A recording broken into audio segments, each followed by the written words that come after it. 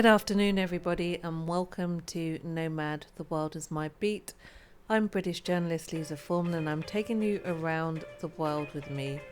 In this week's episode, Fashion Kaleidoscope, we focus heavily on visuals, images that I've taken as a journalist sitting front row, backstage, you name it, at fashion weeks, predominantly in Paris, sometimes in London, in Milan, as far afield as Kyoto, where I've reported on fashion for the New York Times, and even Seoul, where I've written up a handbag museum. I started out my career as a film industry journalist for the magazine Variety, and I spent a good decade covering the film business, deals in the film industry space from Berlin, London, and ultimately Los Angeles, before I segued into additionally picking up the fashion beat. So Hollywood has its own particular flavour, as does the film industry at large.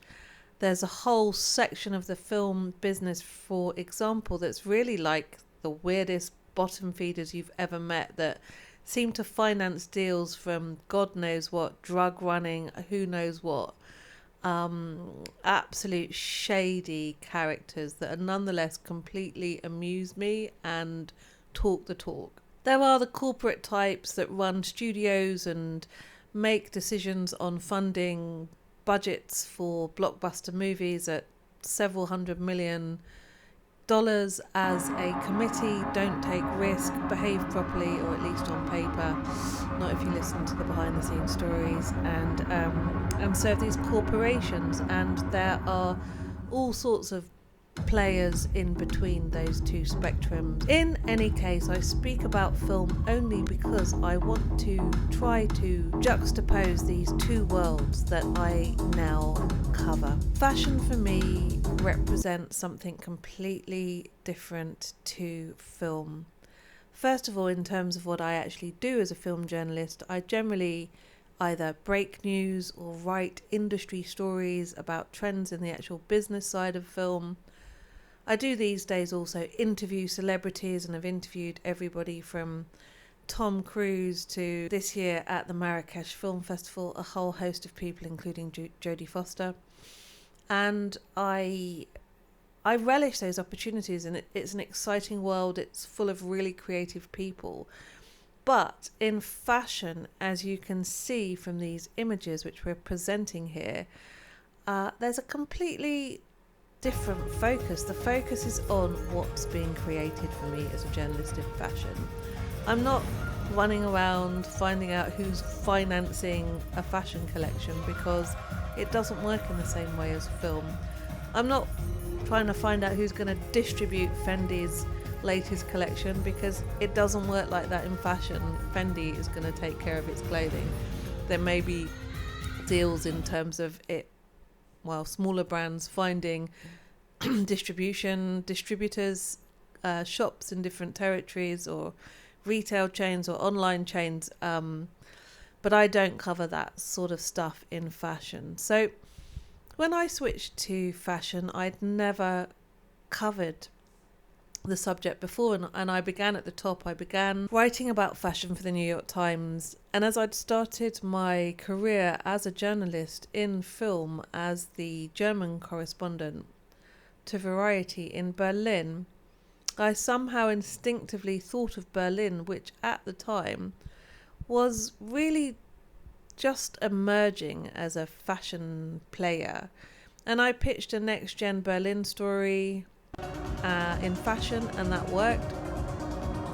I went on to report on all sorts of subjects in fashion for the New York Times, and running around looking for colourful stories around fashion to complement what at the time the fashion critic Susie Menkes was doing for the paper, and I would contribute to special editions and had a great time doing it.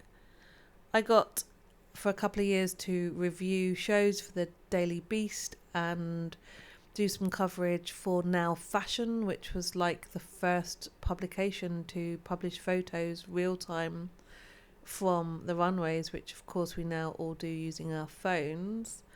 I've written up stories for the BBC on fashion, looking at trends in Soviet fashion or new takes on the kimono, all sorts of subjects.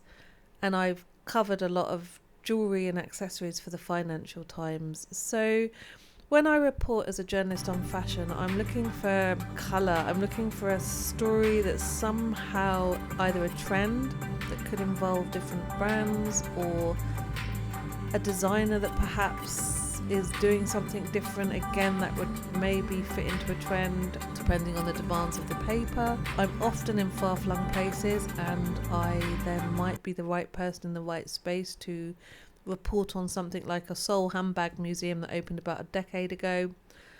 I was often in Japan on the film beat and picked up doing some fashion stories there. So when I thought of adding a fashion episode to season 4, I originally was going to do a sort of top 10 of the most interesting designers that I've come across in my time as a journalist. But I decided instead to stick with what we're doing here. And the tagline for this show is that journalists follow people, but nobody follows a journalist around the world.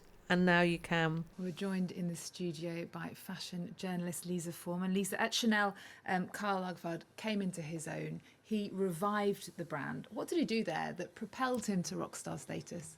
I mean, basically, the brand could have been dead on its feet had it not been for Lagerfeld, who came in about 10 years after Coco Chanel died, and he relaunched it with a ready-to-wear collection. But I think the reason why he's continued to propel Chanel into the future is because, you know, he's a designer that will go down in history as somebody who's managed to successfully embrace the heritage of a brand, yet bring it into the future. So we've had a couple of heavier episodes over the holidays. So this week we are continuing with this lighter foray into fashion, and rather than presenting a definitive list of top 10 interesting designers I've found over the years, I'm just letting you travel with me visually through some of the shows and initiatives that I've covered as a journalist. I like to spend a lot of time looking for new designers, new talent.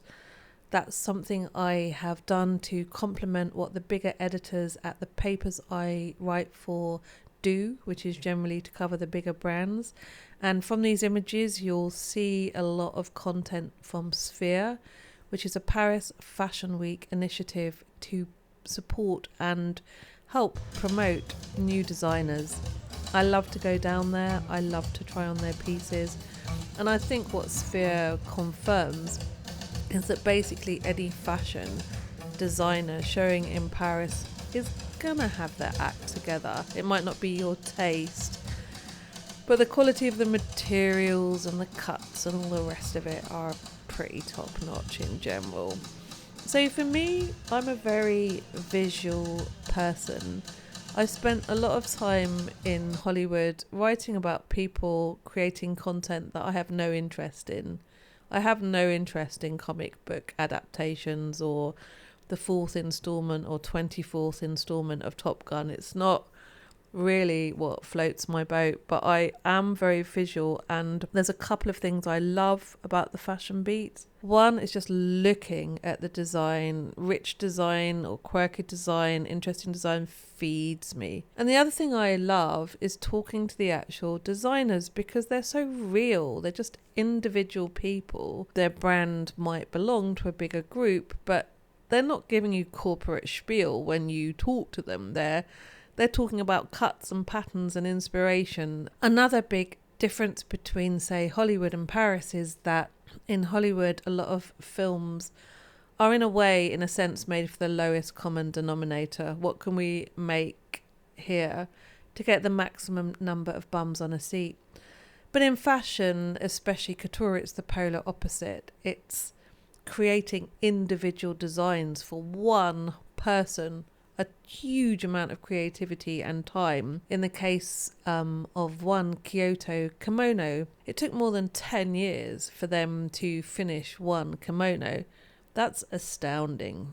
I hope you enjoy looking at some of these images.